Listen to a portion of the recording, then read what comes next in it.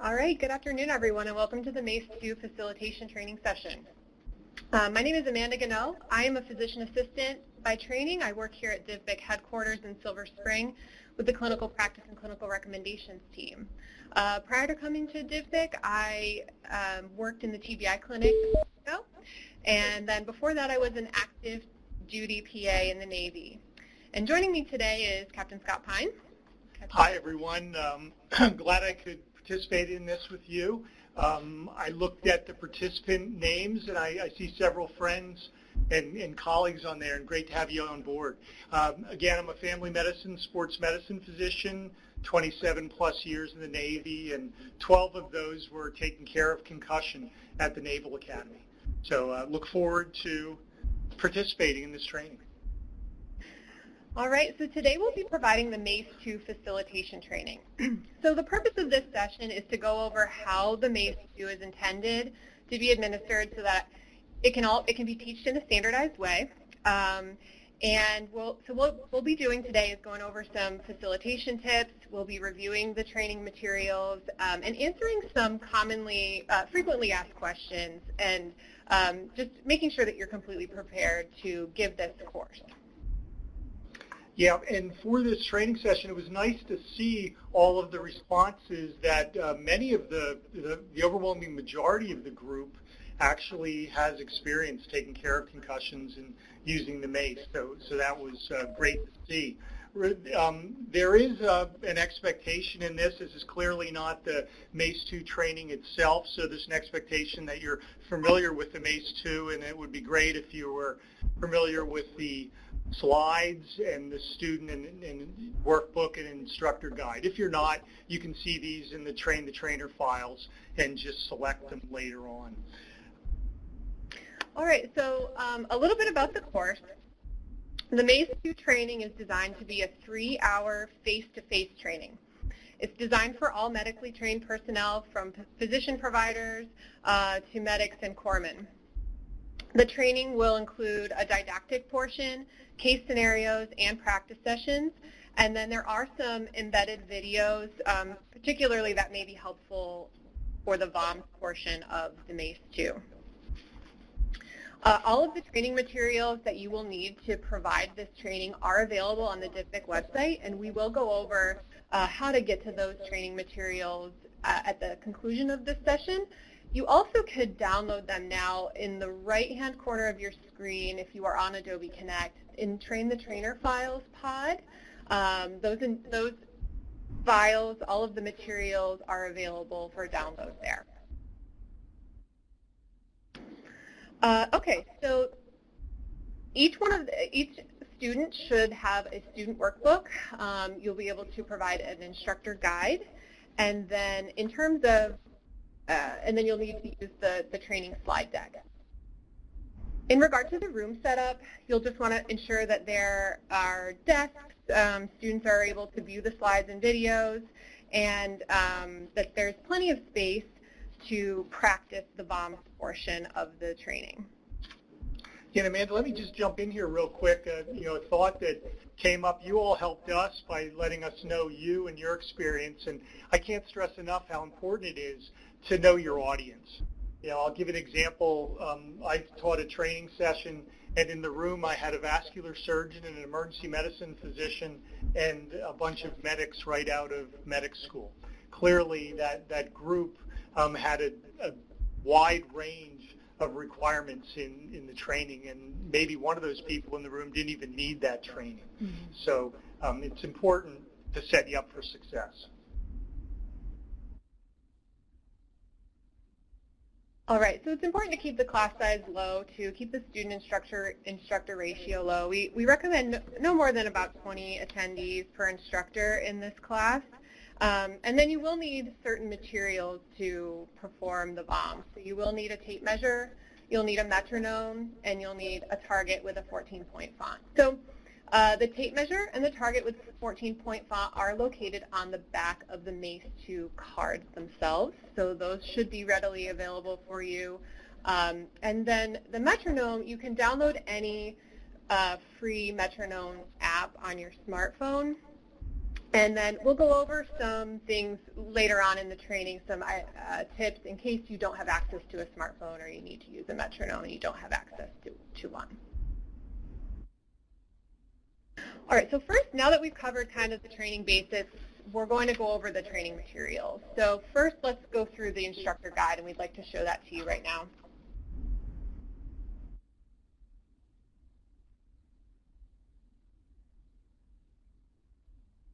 Right. So this is the instructor guide. This guide includes clinical case scenarios, and then written in red underneath the scenarios, there are some practice activities, and then the answers are written for you in the instructor guide in red. This instructor guide also contains practice activities for the VOMs, and it has a summative case scenario at the end so you can put it all together. There is also a VOMS visual guide, which gives a pictorial representation of how to perform each section of the VOM.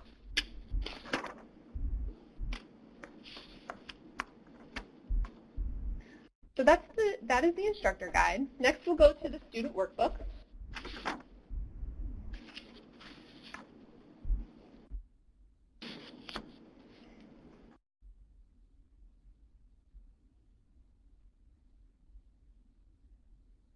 All right, so this is the student workbook. So we recommend that each participant in your training session have a student workbook. Again, these are available for download. You can print them off for each member of your training.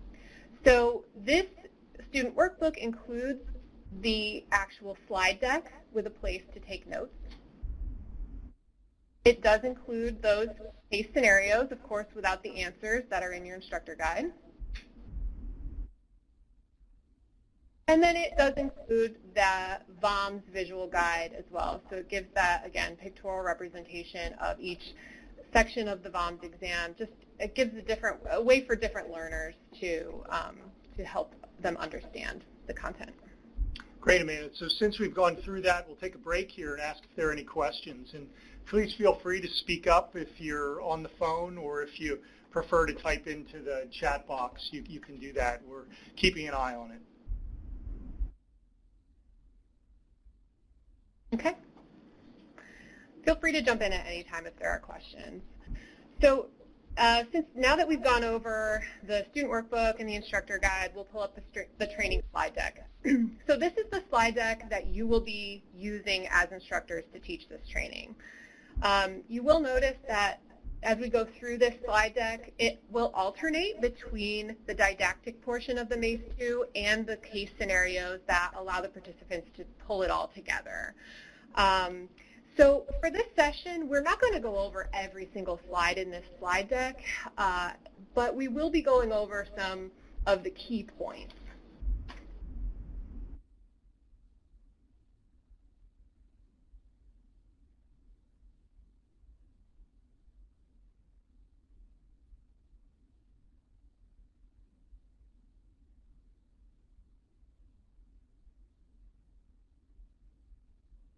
As we're loading this up, let me just speak to the 3-hour-long training. I know when I originally heard 3 hours long, I had a hard time believing that, you could keep me engaged for 3 hours during this training. And I think it really goes back again to speak to your audience. The expectation is that the training gets accomplished successfully. You, as the folks that are going to do the training, that's for you to gauge. And I imagine that it would be quite a bit different for those with no familiarity with MACE2 and its elements to somebody that's been quite experienced. So don't feel you need to keep people on site for 3 hours if you can get through the material in a more efficient time. All right, so on your screen you'll notice that we have the key changes, and these are the key changes from the old MACE to the MACE2. So we've added an expanded concussion screening section, which includes red flags that would indicate when to stop the MACE2 and immediately consult a higher level of care or consider a medevac. The next is going to be your observable signs checklist. So this gives a big picture, just gives a little bit more information about the time of injury, what happened exactly.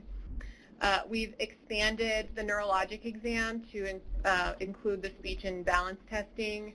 And then, of course, we have the major addition, which is the vestibular ocular motor screening. You'll notice that on the MACE2, it is designed for ease of use. So the black text indicates an action. The gray text indicates just key questions. The italics are a cue for the examiner to read the instructions exactly as they're written. And then there are checkboxes that can be used to replace some of the bullet points so that you remember to complete each one of these sections. Yeah, and what we've found is that some people prefer to use these with a grease pencil, or they prefer to print off a paper copy of the MACE2 and check the boxes, fill in the lines, and then go back and create their documentation later. So this is an option and is why it appears this way. It's important to remember that the MACE2 is the most effective when it's used as close to time of injury as possible, and that you may repeat the MACE2 to evaluate recovery. You don't want to administer the MACE2 more than once within 24 hours, though, because of the provocative nature of the VOMs. It may provoke symptoms, so no more than once in a 24-hour period. It's important to remember that the MACE2 should be administered in sequence. And then the biggest thing is that this is a tool, and this is not to be superseded by your clinical judgment. So use this at your clinical discretion.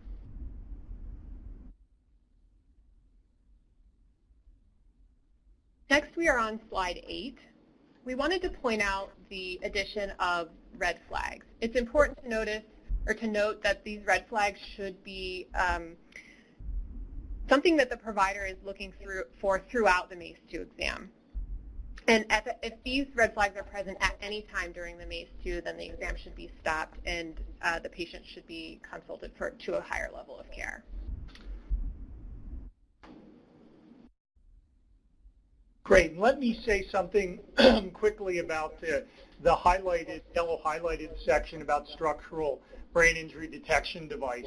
You know, as you may or may not know, there are some FDA-cleared devices out there to include something called BrainScope and InfraScanner. They allow us to detect structural brain injury, and I expect over time more and more of these devices will come out over the next few years. If you have these devices, they've been integrated into your clinical care pathway, this is where they would be utilized.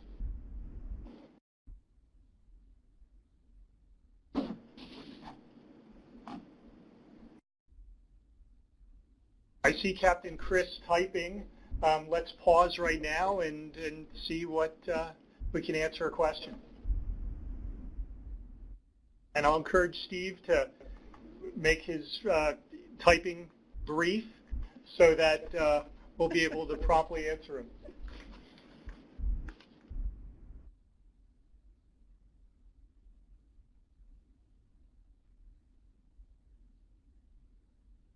Well, how about we just move on, and when we see that typed in there, we'll break and respond.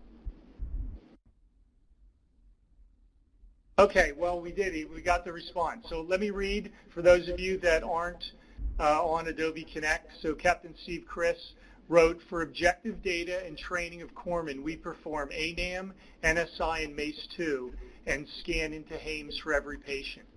And you know, I would say thanks for doing all those things, Captain Chris.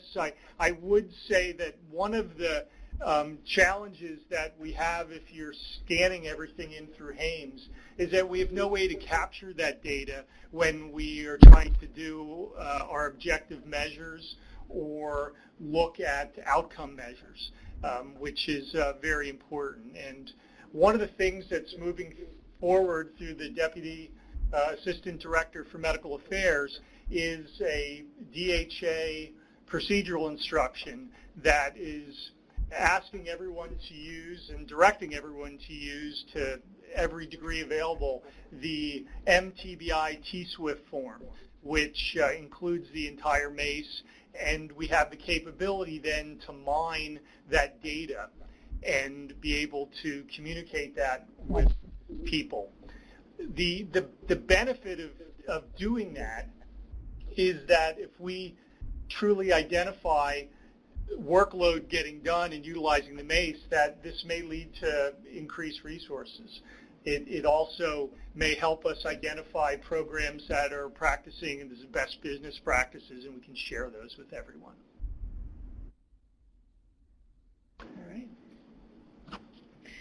All right, so just moving on. The main aim of the concussion screening section is to determine whether or not the patient needs to move up to a higher level of care. And then the second thing that this screening section accomplishes is whether or not the service member meets the DoD concussion criteria. So we'll move right into the concussion screening. So this is the description of the incident. It includes the new addition is the 7 observable signs. So these are things just to, again, capture the most information that we can about time of injury.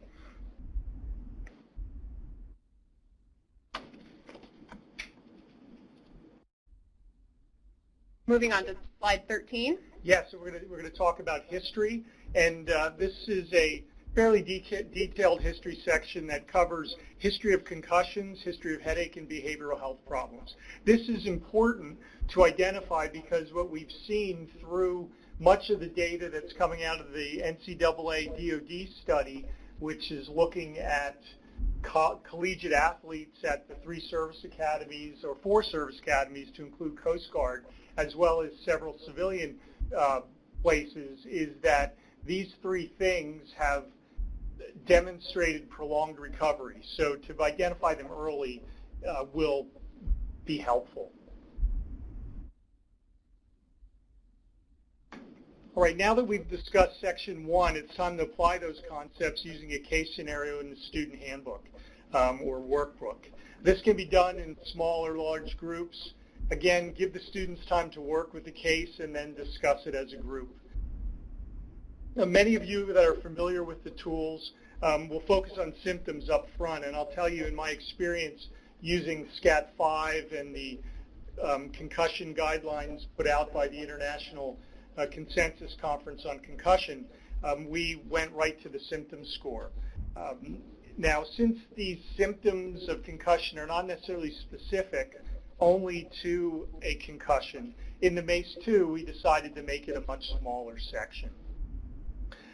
The DoD recommended symptom assessment tool is going to be the Neurobehavioral Symptom Inventory, or the NSI, and this is going to be one of the outcome measures that the TBI Advisory Committee is soon to adopt. So, Captain Chris, the fact that you're already doing it, you're ahead of the game.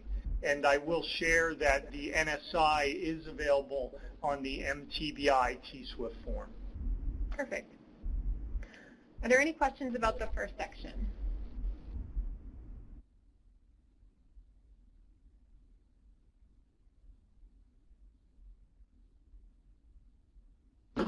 All right. So next section of the MACE2 is the first part of the cognitive exam. So here I think it's important to point out, we mentioned in the beginning of this training that we want you to administer the MACE2 within sequence, and this is an important point here. You'll notice that the cognitive exam part 1 and the cognitive exam part 2 are separated by the neurological exam, and that is done for a reason, and so just kind of keep that in the back of your mind, and it may be something to point out when you're doing this facilitation.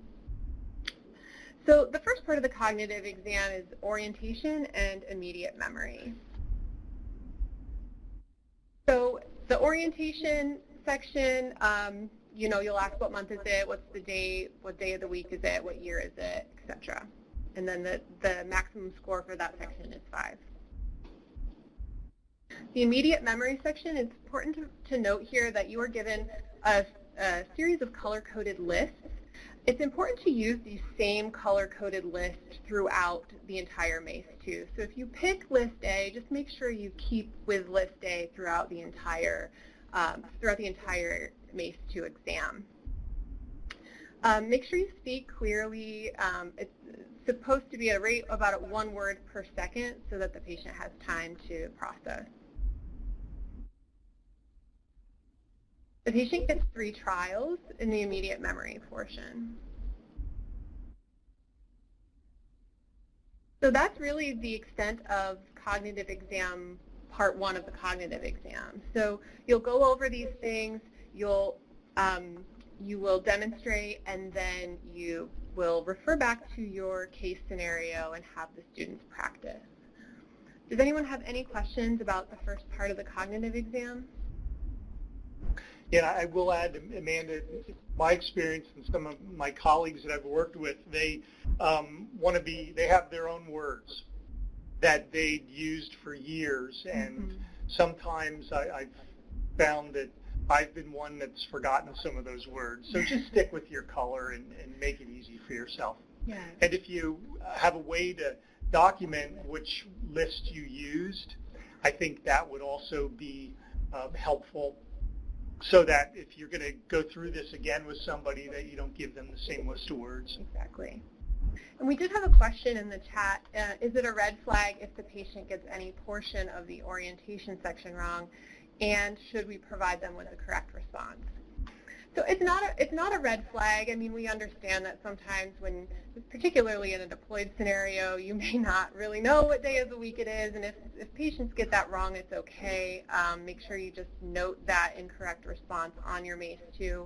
However, if the patient does experience any of the listed red flags, like a deteriorating level of consciousness or something like that, then you would want to stop the MACE2 immediately. Yeah, and I'll agree. I think that very often one of the common questions, I think they're called Maddox questions, that we used to ask people in the evaluation of concussion. We'd ask them on the field or on the sideline, and we'd say, where are you? And you'd be surprised at the answers you get. I'll give you one of the answers I gave when I was knocked unconscious in a game. And when I woke up, I didn't know where I was, so I said I was in Venice Beach. And my teammates thought I was joking with them, and they let me continue to play. All right. I hope that answers your question. Are there any other questions about the first part of the cognitive exam?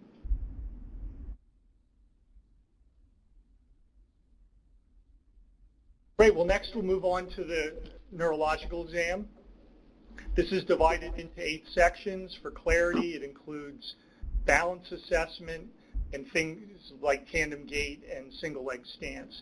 This entire section should take about at least 5 minutes to complete, and that's very important as we link our second cognitive exam to this. I want to say a word about speech fluency and word finding. These are things that you're not really going to test somebody on, but more something that you need to pay attention when you're evaluating and assessing the patient. It's very helpful in this case if you know them. If somebody is normally very clear in what they say and how they say it, and now they mumble or are slow to respond, that would be a reason for concern. If you don't know them and you're still concerned, it's often helpful to go talk to one of their colleagues or their family to try to clear this up for you. We'll go on to the tests of balance, single leg stance and our tandem gait. What you really want to do is make sure that people have their shoes off when this assessment is being done, and I know this can be a challenge in our environment when people are wearing boots. Just bear with it and get them to take their boots off so that you can do the assessment. It's also very important that you make sure someone doesn't fall and hurt themselves, because someone whose balance is poor, they really want to do their best on these exams, and they might try to do their best to the point of falling. And just stand close to them and make sure that they don't get hurt. You'd hate to treat a second concussion as you were evaluating for the first. And it's also important to notice that some people have poor balance and some people don't do well. And without a baseline in these assessments, you have to recognize that people that perform poorly, that may not be abnormal for them. And in the sporting environment, I would always ask the question, when's the last time you hurt your ankle or your knee? And it was funny how often it came up that they'd had an injury that hadn't quite recovered. So it made this test a little less reliable.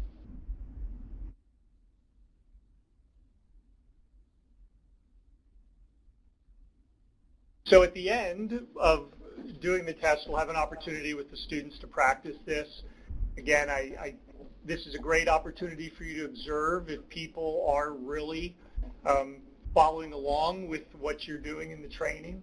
If you don't see people taking their shoes and boots off and practicing some of these things, you might want to redirect them and refocus and go through this. Use other students that are doing well or not doing well to help the rest of the class, and encourage people to practice.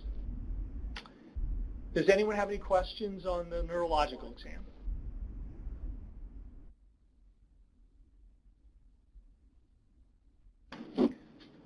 All right. So after the neuro exam, we will move on to part 2 of the cognitive exam. So you'll notice this test for concentration and delayed recall. And that delayed recall section is really the reason that we sandwich that neuro exam in between cognitive exam part 1 and part 2. And why we say it should take about 5 minutes at least for that neuro exam portion. So you'll ask the patient to, do you remember those 5 words that we asked you a few minutes ago? The first section is reverse digits. So the patients get 2 trials for each number string. Again, use the same color-coded list. Speak clearly, speak slowly. Next portion is the months in reverse order. Here it's important to note that if the patient gets one of those months wrong, that is considered incorrect. However, if they self-correct and they say June, oh no, I meant May, then you can go ahead and give it to them. That's okay. And again, this is the delayed recall section. Just use the same 5 words that were used in the first section of the cognitive exam. This one they only get 1 trial for. So Amanda, can you go back and explain a little better the second trial on slide 35? Sure. Because this is one that always confused me when I read the instructions to doing this. In some things you get 1 chance, and on this one you get 2 chances. So explain how I would go through this with a patient.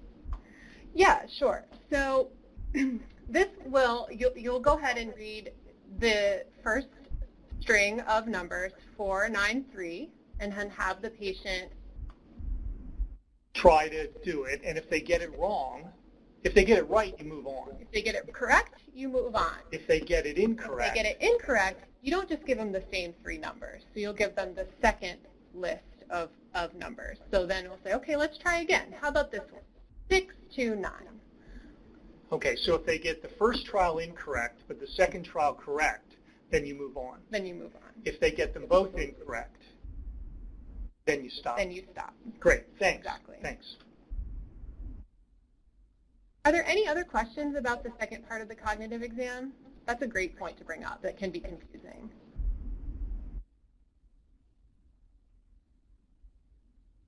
All right, so again, you'll go through this, you'll have your students practice, answer any questions that may come up, and then move on to the next portion.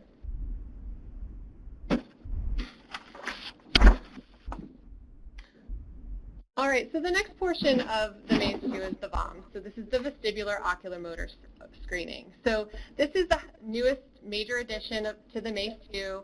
This is a highly detailed exam.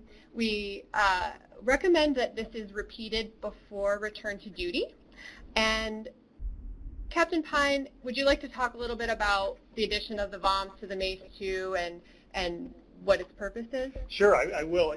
This is, again, the biggest addition to the MACE2, and we've had many questions and concerns. Just like any new exam, it may be uncomfortable to perform it first, but with practice, it definitely can become easier. And the information about the vestibular and the ocular motor systems is really important. Honestly, I did not regularly perform this in my early career, and I think I felt like I missed something. You know, previous to the VOMS, our standard neurological exam, our balance, our ocular exam, just didn't look at these things. Mm-hmm. And I think back to the patients that I took care of who were staggering down the hall and bouncing off the walls that I knew had something going on, but based on not performing this test nor having the appropriate therapist to take care of them at easy access, I just watched them to get better, and thankfully the majority did get better. But I always think back and say, what could have happened if I had identified that condition earlier? I don't think I really would necessarily need to run them off to see a specialist straight away in the first day or two, but it would have been something very important to follow, and it would have given me some better insight, and I think it would have definitely given my patients some better insight. Yeah, I completely agree. Just having the vestibular ocular motor system on my radar as a primary care provider would have really been helpful in identifying some of these symptoms early on. And I've gone out and, I get to travel to many of the DVBIC sites, and I've had the opportunity to talk to several primary care clinicians and talk to them about the MACE2 and, get into some heated debates about this. And I look to, our large group of physicians being family medicine physicians, or folks evaluating concussion would be emergency medicine physicians. And I say to the family medicine doctors out there, have you delivered a baby and taken care of mother and baby at the same time? Surely that's far more difficult than the VOMS. And in the emergency medicine scenario, have you evaluated a trauma patient who's unconscious? That is far more complicated and takes much longer to do than the VOMS test. Absolutely. So don't be afraid of it. Practice it. Practice it with your colleagues, your family, just like you did when you were in training, learning how to do evaluations in the clinical setting. Exactly. All right, so moving on, the goal of the VOMS is actually symptom provocation within limits. So, of course, if your patient is overtly symptomatic, you certainly do not want to perform the VOMS, okay? So this is one of those things where you really need to use your clinical judgment. So again, we really want to identify those vestibular and ocular motor symptoms in the early stages of concussion to really help, identify those symptoms, manage them, develop a targeted approach to treatment, or early referral if that's indicated. So these symptoms will be recorded on the VOMS scorecard. So that is on your screen right now.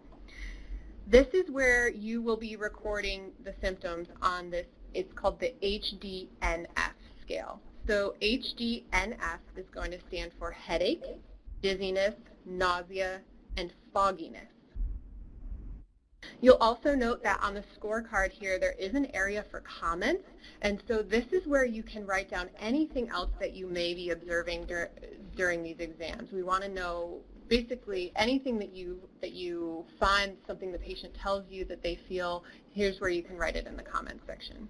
Yeah, and I will say one of my reluctance of doing the VOMS test was that I looked at the whole test as a very subjective measure, and I had enough subjective measures with my NSI and some of the other questions that I asked folks.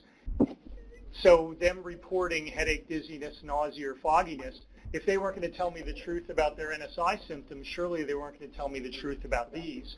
And near-point convergence was really the only objective measure. So initially, I didn't think it was worthwhile. I will tell you, as I perform the VOMS more and more, I have more things in my comment section than I do in my scoring subjective section. The more you do this, the more you will see people shaking their head, putting their head down, being visibly upset. The last time I performed the VOMS in clinic 2 weeks ago, a young lady asked me to please not perform it because when it had been done on her before, she felt like she was going to throw up. That was a positive test for me, and I didn't feel like I needed to go any further. Exactly. All right, so before you even consider performing the VOMS, just make sure that there are 3 prerequisites are met. So the first is an absolute contraindication. If the patient has an unstable cervical spine, then you cannot perform the VOMS. The second is if their patient is overtly symptomatic. So if the patient is already, just as you just said, Captain Pine, if the patient is saying, I already feel like I'm nauseous, I already feel horrible, then perhaps defer the VOMS until the next follow-up exam. And then the third thing is that a trained provider is available to do the VOMS. So a lot of people ask this question, okay, what does this mean? Who is a trained provider?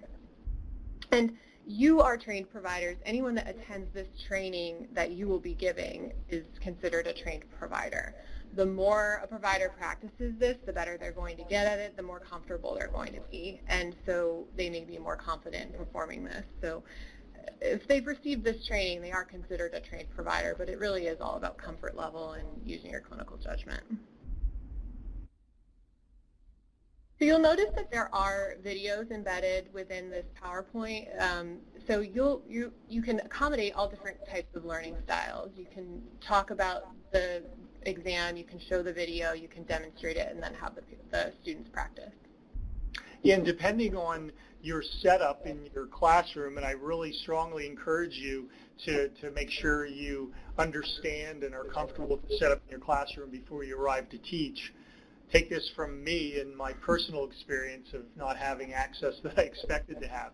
What we also provided is the website that these videos can be found on YouTube. So if you have a poor connection and you want to download them separately, or you want to work off of if the download of the slide set didn't download this properly, you can upload them and watch them through YouTube as well. Yeah, test them before the training. So we're going to skip ahead to slide 49 now. So once you've determined that the prerequisites are met and there are no contraindications, just make sure that you have the proper supplies. So again, the 3 things that you will need, you'll need a target with a 14-point font. Tongue depressor works great, or there is a 14-point font size on the back of the MACE2 card. You will need a tape measure with centimeter increments. Again, that is also available on the back of the MACE2 card, and this is for the convergence test. And then you will need a metronome. So you can download any free metronome app on your smartphone.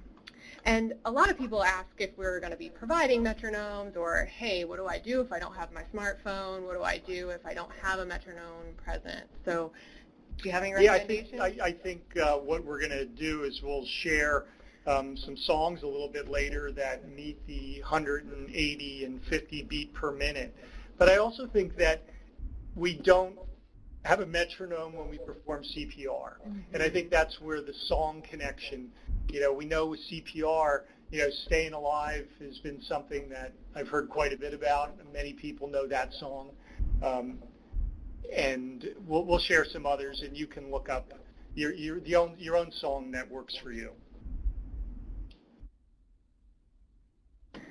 And then the more times you do this too, the more you're going to understand. If you hear 180 beats per minute several times as you're practicing, you're going to kind of know exactly how fast you need to go. And so again, practice, practice, practice. And 180 beats per minute is fast. Fast. It's really fast. All right. Again, this is on slide 50, just demonstrates the video component of this training, and so we've kind of already gone over that. So on slide 51, you'll notice that we'll go right into the sections of the VOMS. So we'll go over each section. We'll ask if people have any specific questions about how to teach this or how to perform these tests. So for each of the section of the VOMS exam, you'll want to note some important things. So please note the position of the patient to the examiner, the distance between the patient and the examiner, the movement of the eyes versus the head. So certain tests want you to keep your head still and move your eyes. Certain tests want you to move your eyes and not your head. So just pay attention to that. And then one tip is that when you do this for the first time, depending on who your audience is, again, it may be a good idea to measure these things out at first and just show, okay, well, this is a distance of 3 feet. And then once the students can visualize that, then they're able to replicate it pretty easily. And it makes it just seem more doable and easier. So the first part of the VOMS is the Smooth Pursuits exam. So this is a test that tests the ability of the eyes to follow a slowly moving target. So you will have the patient perform horizontal smooth pursuits twice, then vertical smooth pursuits twice, and then you will record the HDNF score on a 0 to 10 scale. And one thing that I forgot to note back when we talked about the VOM scorecard is you'll notice that there is a baseline section, so you will want to ask the patient the HDNF score before you even start your exam. So you'll want to get their baseline scores first, and then after each one of the exams. Yeah, and I'll comment about fogginess. That question often has come up in our previous talks. And, you know, fogginess is, think of it like the morning when there's fog and you're waiting for the sun to burn off the fog so you can see clearly. Those of you that have been foggy know exactly what this is about. And things just aren't clear. If something could make that go away, you'd feel back to normal. Exactly, like not thinking clearly. I feel kind of groggy. That's how I like to explain it. Great. All right, so again, back to smooth pursuits, you'll perform horizontal and then vertical and then assess the HDNF scale. So you'll demonstrate, you can show the video, and then you'll have the students practice. Any questions about smooth pursuits? The next portion of the VOMS is saccades. So one thing I wanted to point out here is you will be recording your HDNF score after your horizontal saccades, and then perform your vertical saccades, and then record your HDNF scale after vertical. So these two are separated out, unlike smooth pursuits.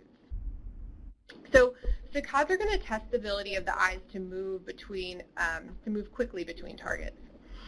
So again, score them separately from horizontal and vertical, and then make it clear that your patient is going to move their eyes only. They will be keeping their head still, moving your eyes only. Yeah, this is what Amanda's found that I don't do very well. I keep moving my head instead of just my eyes. So just prompt your patient and make sure you do it right. Okay. Are there any questions about smooth pursuits or saccades?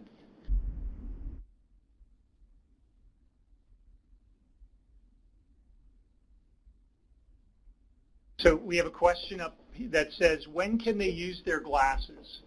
I think they should be using their glasses throughout these tests or their corrective lenses. And it's important to note if they don't have their corrective lenses with them.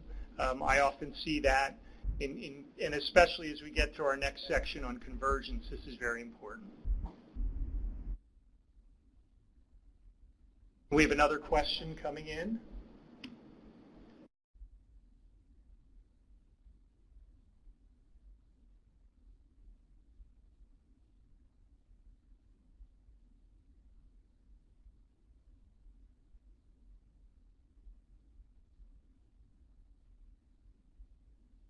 Well, we'll move on to the next section, and then we'll break when the question comes through.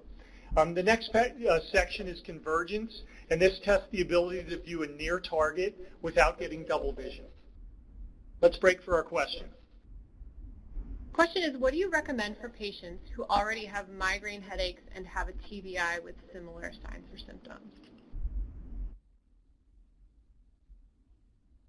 Well, I would answer that in saying that, you clearly do the evaluation for TBI, and you treat the migraine headache. We do know that TBI does increase the rate of headaches in people with a history of migraine, so it's important to address that at the same time. One of the things that's been said a few times by some of my colleagues that I've heard speaking about concussion is that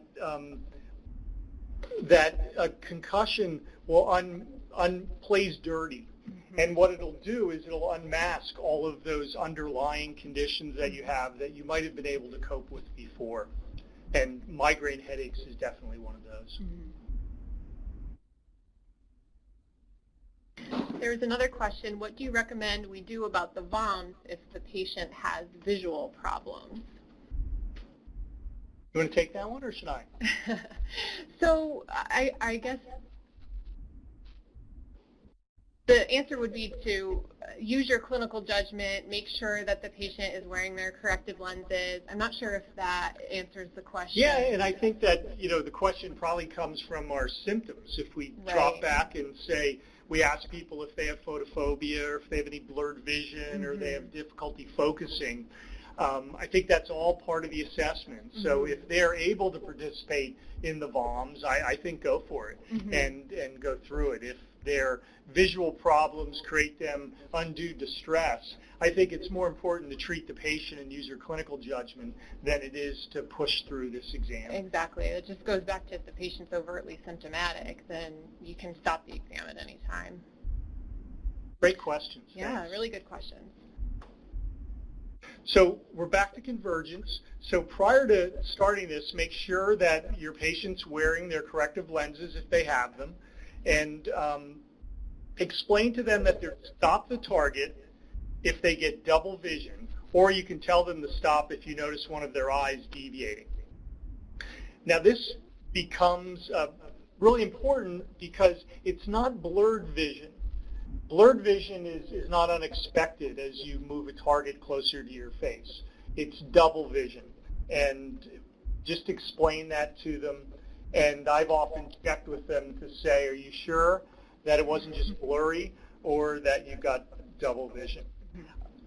Have the patient hold the target and have them bring it toward their nose.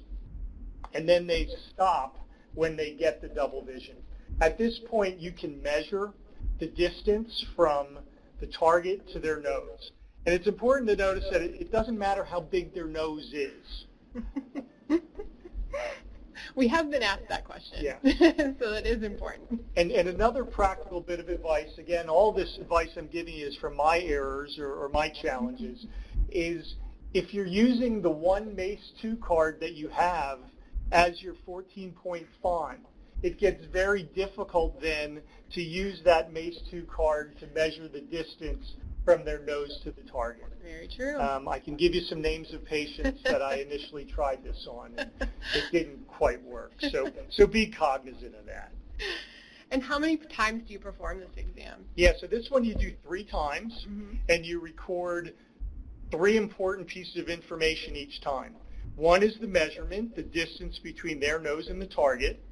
You also do the HD-NF score after each one of the attempts, and then comments that you observed about performing the test. And I have seen people shake their heads. I've seen people's eyes. This is the most surprising thing. If you haven't seen it and you do it enough, you'll see someone's eye just give up.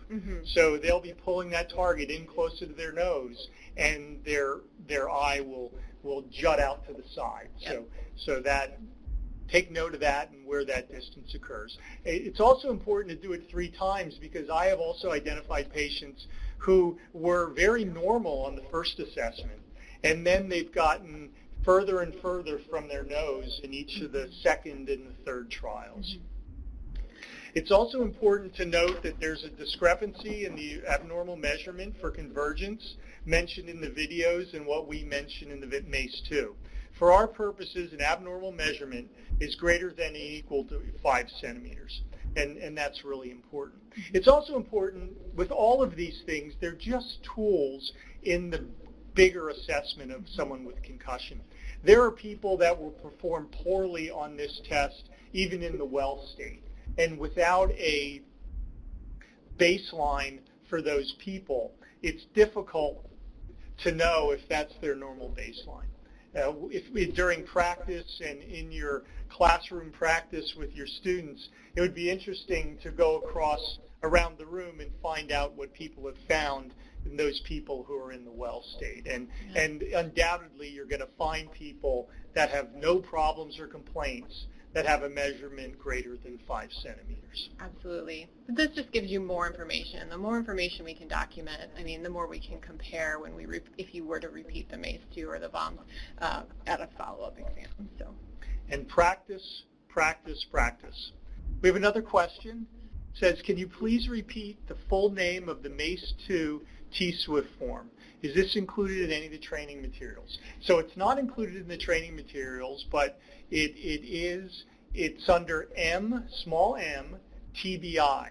And if you just type that into your search function to find T-SWIFT forms, you'll be able to find it. And if I can do it, then I think you can as well.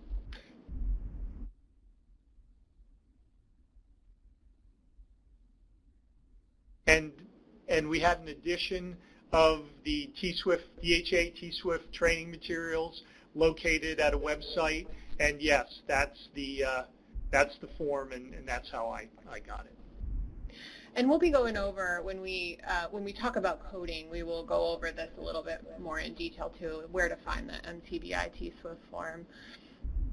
And Captain Chris pointed out, excellent point to everyone, that vertical nystagmus is always a more ominous concern. And if you do see that, something to really not accept as normal, but evaluate it further. Thanks for that. All right. So again, you'll refer back to your case scenarios. You'll have your students practice, and then you will move on. The next section of the VOMS is the VOR test, the vestibular ocular reflex test.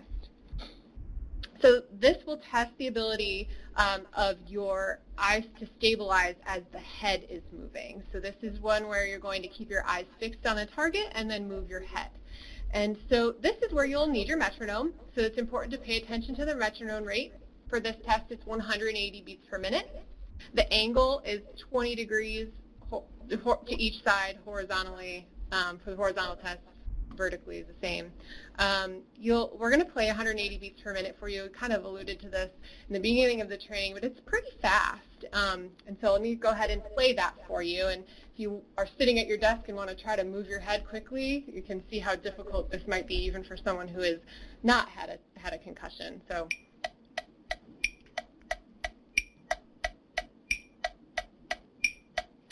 let's see if how closely this song matches up. Now I'm going to date myself with providing this song, and it's White Wedding from Billy Idol. Let's see if we can get it to play.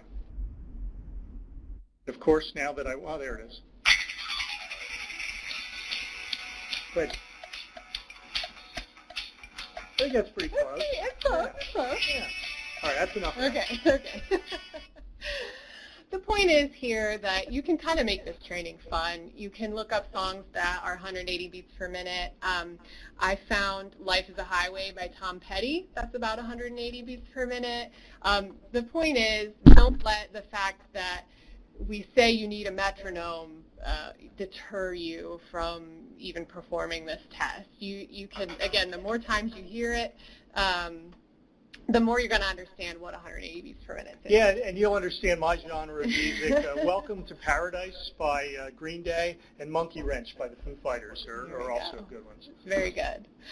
All right. So if anyone was doing that at their desk, you'll kind of notice that it makes you dizzy. I mean, it will make you dizzy even if you haven't had a concussion. So this is important to note that for this test and for this test only, we allow the patient to normalize for 10 seconds after performing this test. So after assessing the HDNF score, so before assessing the HDNF score. So perform this test, allow the patient to normalize, and then record your HDNF scale. Right, and interesting, in the, I'm an older guy, been doing this for a while. In early times, one of the lecturers at one of my conferences talked about the evaluation of football players for concussion, and he basically had them stand there with their hands on their hips and shake their head back and forth as fast as they could for about 20 seconds, and then he asked them if they had a headache, and if they did, he wouldn't let them return to play. Interesting. Yeah. All right, so you'll do this horizontally, and then you'll do this, the patient will be moving their head vertically, and then record your HDNF score. Are there any questions about the VOR test?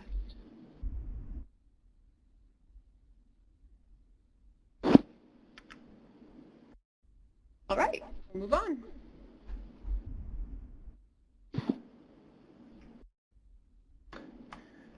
And you'll see that Commander Ellis has posted the link for the MTBI T-SWIFT form, and the user guide and the training are available at that link. Yeah, and it might be the same link that we already had, so that's great. Everyone, thanks for all the help. So the next section is visual motion sensitivity, and this one is really important to focus on the patient's positioning. They're going to be standing with their feet shoulder width apart. They're going to move their head, their outstretched arm, and their torso as one unit. This is important to look at the exam room that you're performing this in. Many of our exam rooms are cluttered with different things, and make sure that no one's going to bang their arms into things as they swing around. Also, this can sometimes be disorienting to people who are clearly symptomatic and even those who aren't. So make sure you position yourself in order to stabilize somebody that might lose their balance. Also position yourself so that you don't get struck by someone's arm that's swinging back and forth. And you'll see that demonstrated in the picture. Again, the angle of movement is 80 degrees. It's almost 90 degrees, but not quite. They're going to do 5 repetitions. And we're going to, again, use another metronome. And the rate for this is 50 beats per minute, which is much slower. We're going to play this for you. So here is a rate of 50 beats per minute.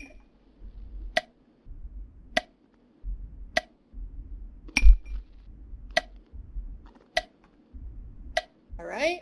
And I'll tell you, it was a lot more difficult to find songs that lined up with this. Man, did you find any? Yeah, I did. So I found Aerosmith, I Don't Want to Miss a Thing. And I was looking for a slow song, and I found this one. See if you remember, this song. It'll play.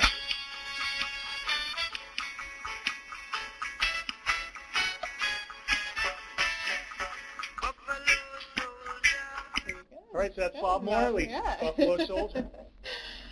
All right. So we did have a question. How long in between repeats? How long? In repeats of the VOMS test or between sections of the test?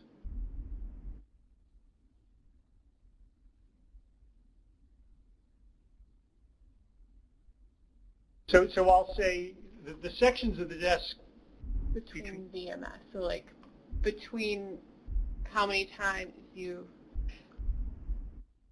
So this is a continuous test. You'll want the patient to go back and forth five times. 1, 2, at a rate of 50 beats. Oh yeah, that's a great clarification. So that's a really good question. It's not 5 separate tests and assessments. Right. It's 5 rotations that we'll be doing with this at that metronome. That's a great question. Great, you almost stumped us. It's really good. These are questions that you'll get as instructors, so this is really good. All right, are there any other questions about the VOMS, about the VMS, or about the VOMS in general?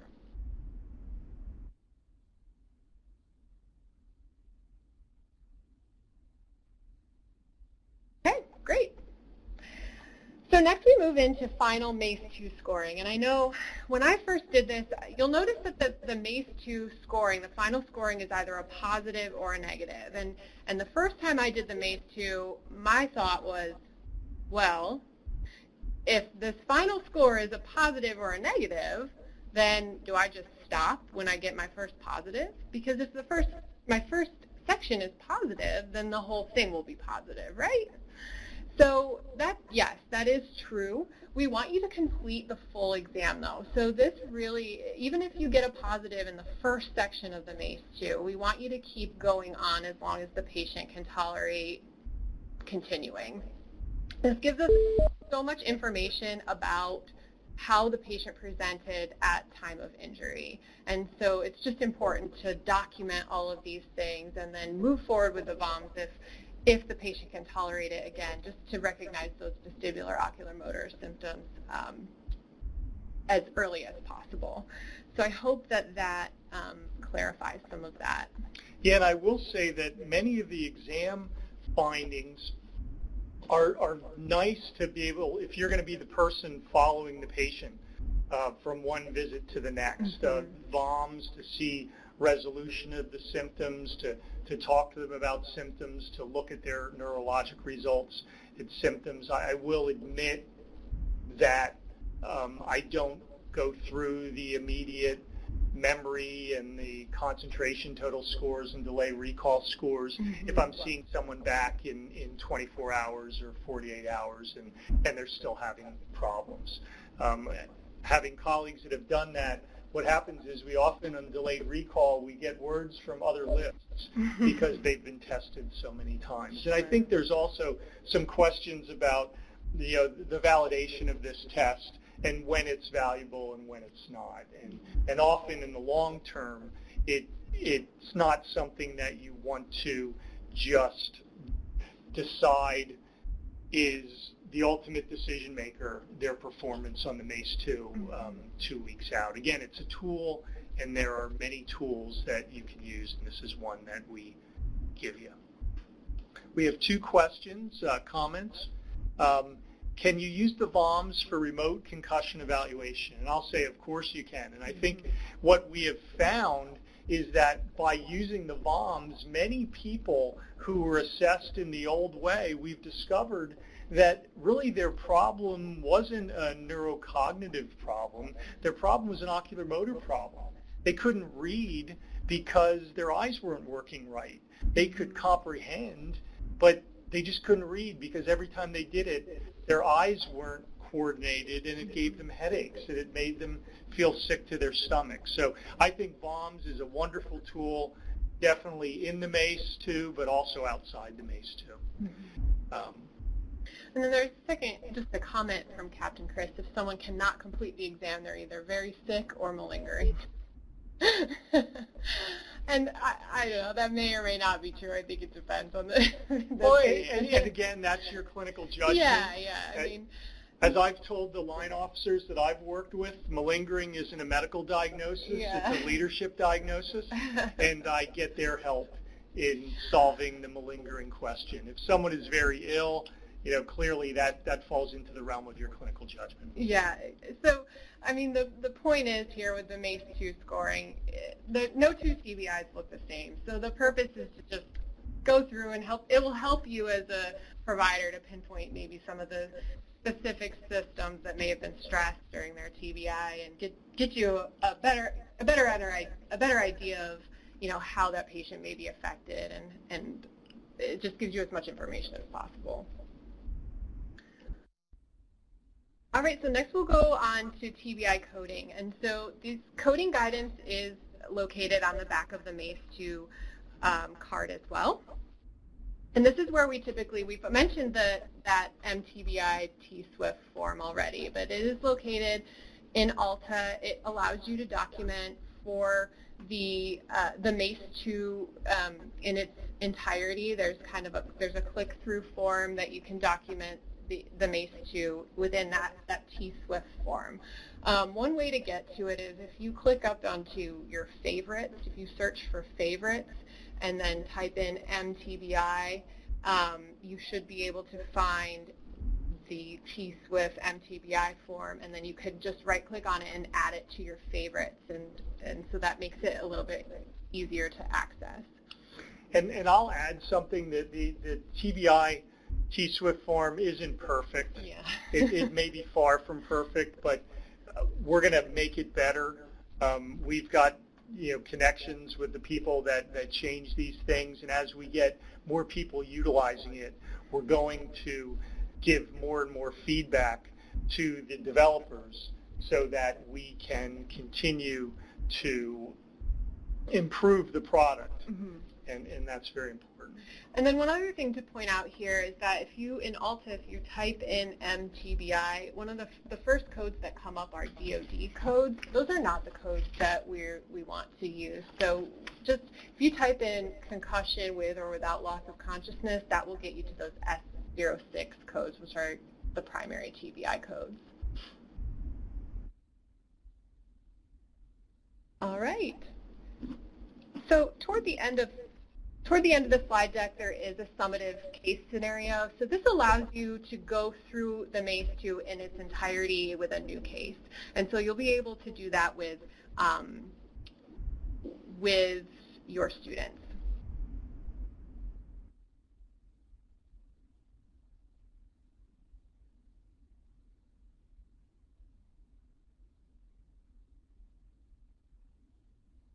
So key takeaways, just MACE2 is meant to be used as close to time of injury as possible. Make sure you're evaluating for those red flags throughout, and just those important key facilitation points that we pointed out are important to take note of. Ask the service member if they've had a concussion during the last 12 months, they've had a history of headaches prior to the injury, and if they've been diagnosed with depression, anxiety, or other behavioral health disorder. The VOMs, the single leg stance, the tandem gait are all new additions to the MACE2, and they support this vestibular ocular motor domains, which, quite honestly, we haven't been evaluating in the past. Great.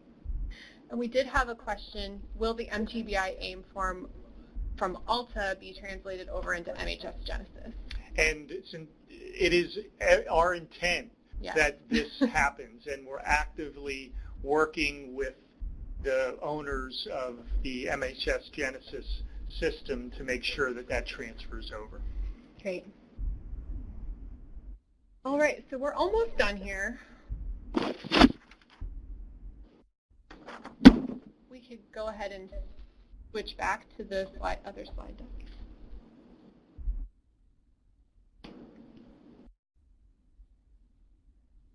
So, we've kind of already gone over some of these key takeaways. The last thing we wanted to do was show you where to locate all of these training materials.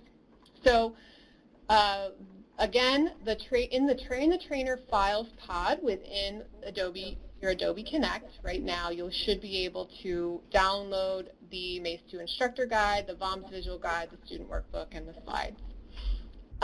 There is also a second pod that's entitled Web Links 2. If you click on that, it will take you to this DVBIC education website where you can download underneath education and resources, and then clinical tools, MACE2, and under that MACE2, on that MACE2 main page, you will be able to download a PDF version of the MACE2 cards, and then you will be able to download all of these training materials for your own use.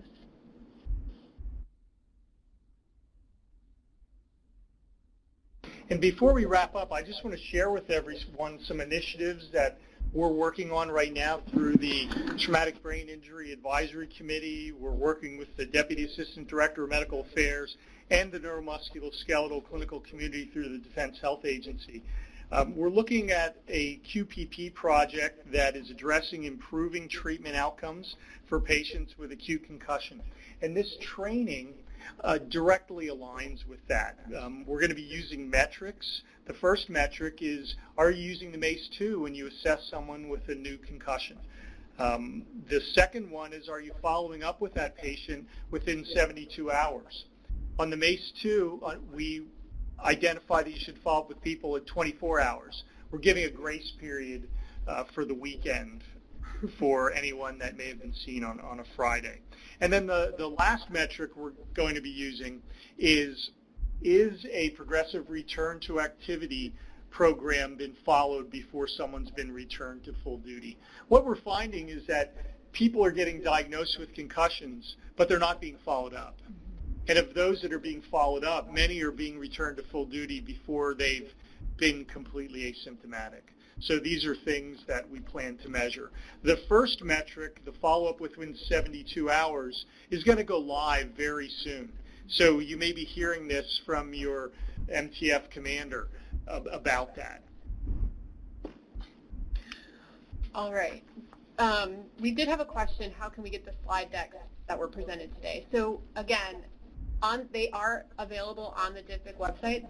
The slide deck that was presented today should be the one that you use during your facilitation training. So that is available on the website. It's available as a PDF because the slide deck was large. If you would like the actual PowerPoint slide decks, we have them. They are divided into 8 different presentations. So I would be happy to email or to send them to you as 8 separate files. If you send me an email, my contact information is here on the screen right now. I would be happy to get those for you. Otherwise, they are available as a slide PDF on the website and in your Train the Trainer files pod. Yeah, and they're in 8 separate slides because of the videos. The videos are pretty big and hard to send in one slide. We had another question. What about an AQD for clinicians who have expertise and experience in TBI? As physicians, I'm not aware of an AQD or licensure body that acknowledges or addresses this. I know there is some TBI-specific training that several of our regional education coordinators have participated in and have a added qualification, but not a physician-type AQD. Mm-hmm. Right. Well, that's our training for today. I hope it was helpful for all of you. I appreciate all the questions. You've made this the longest training that we've done in this, and I'm glad we were able to answer all your questions. If you have any further questions, please feel free to send them to DVBIC, and we'll be able to get you that information.